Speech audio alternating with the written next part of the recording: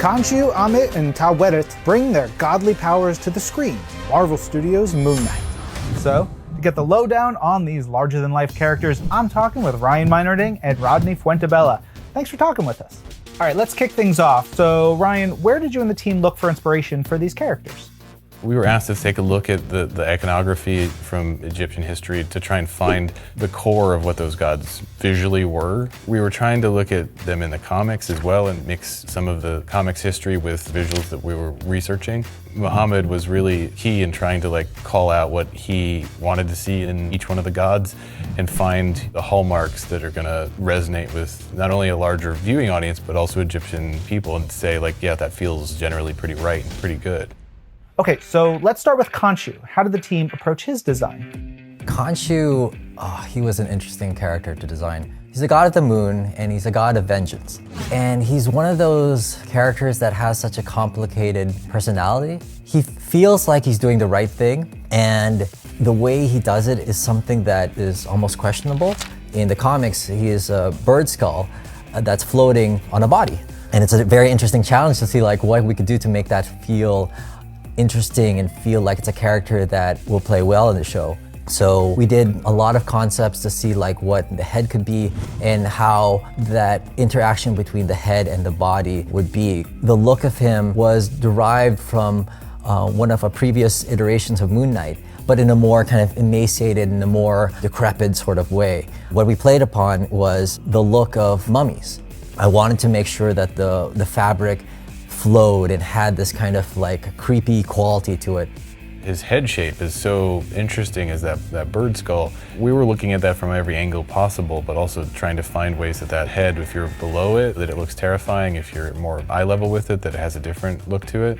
We learned that lesson on the first Iron Man movie, that depending on the head angle, that helmet can look aggressive, but still okay, or it can look really angry. And using those same sorts of ideas, and the eye shape around Khonshu and the beak, trying to find ways that head can be different things depending on the point of view.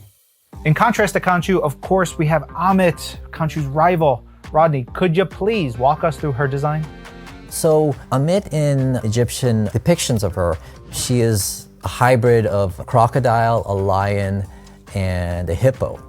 And we were playing around with all those different things. One of the interesting things about Ammit having a crocodile head was trying to figure out okay, how will she talk? You are low on faith. So that it feels right. To do it in a sense that doesn't feel authentic was something that we were playing around with for a while. I'm so proud of how we did Ammit's hair and how that kind of comes together. Our artist Vance, he came up with this brilliant idea to make sure that the hair kind of has this sense of it looking like a hair but comes together in the end almost like a tail. When I see her on screen, it's just wow, that's incredible. Rodney, we of course have to talk about Taweret. How did the team develop her design? We thought, this is gonna be so much fun because she is such a stark contrast from Ammit and Khonshu. She is fun, she is someone that was unexpected in the show in a great way. She's a god of fertility. She looks like she's a hippo and she's blue.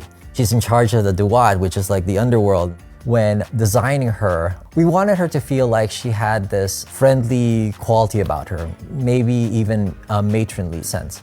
The interesting thing about creating her was, how do we make all those Egyptian lines, how do we put that into a hippo body? I wanted to frame her face with her headdress, and I wanted to create a friendly quality about her and incorporate Egyptian design motifs as much as possible, so that when you see her, you feel that she is a god and you feel that there's a sense of royalty to her, but in a way that's very approachable. So looking back at the team's work across the entire series, what are you most proud of? I hope they fit in the story exactly as they're supposed to, and I hope they feel real and like characters, and in some cases I hope they feel terrifying. In other cases I feel like you can hopefully empathize with them. Knowing what the story is and knowing how good the story is, it was so rewarding to be able to work on these characters and to feel like I'm a part of this. I think we did a great job in terms of how everything looks and the holistic kind of quality of how everything plays together. That's the thing I'm so proud of. Heck yeah, you guys should be proud. Ryan, Rodney, thanks for giving us the inside scoop. And everybody watching, go watch Marvel Studios' Moon Knight, where all episodes are now streaming